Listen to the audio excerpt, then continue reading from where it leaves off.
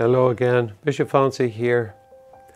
A few days ago I walked around in Eucharistic procession the streets of Waterford.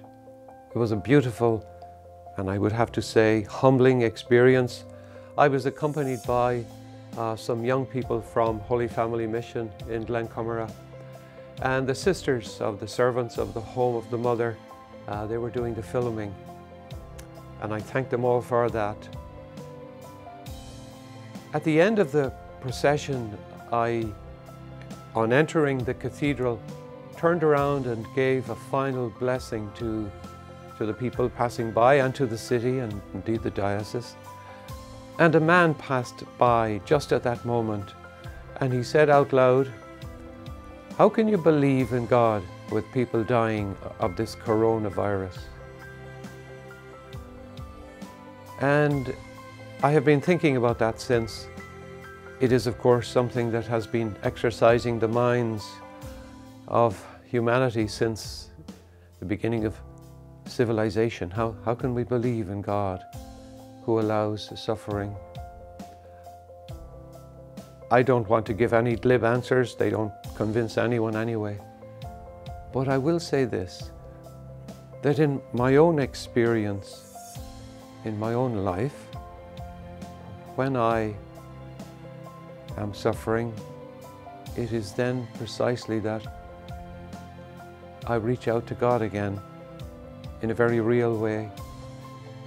And in my life as a priest, for example, in hospital chaplaincy, I often came across people who rediscovered the personal love of Jesus in their own suffering.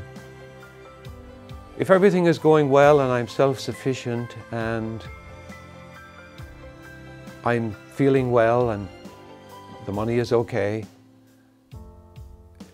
then I can fall into the temptation of thinking that this self-sufficiency and this prosperity is something within my control.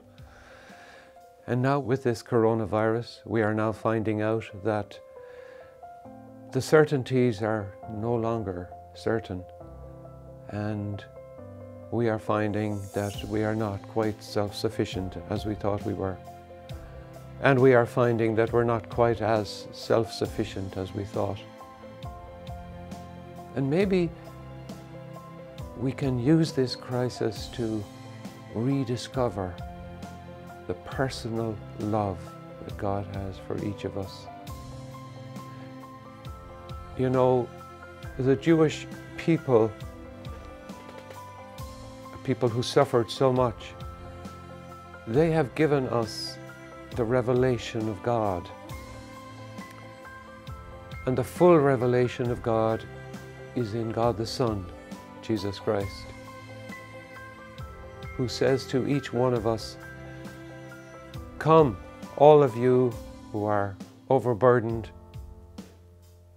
and I will give you rest. Shoulder my yoke and learn from me, for I am gentle and humble in heart." And I believe that He is saying that to us right now.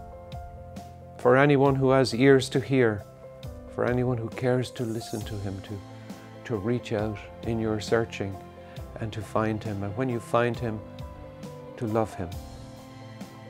And also to see Him in others. To see Him especially in those around you, and see Him too in all those who are suffering at this time. Doesn't He say to us, "When I was hungry, you gave me to eat. When I was thirsty, you gave me to drink. When I was sick, you came and visited me." So my friends, let us rediscover personal love that Jesus has for us, and find Him in those around us too. May God bless you and yours. Bye-bye.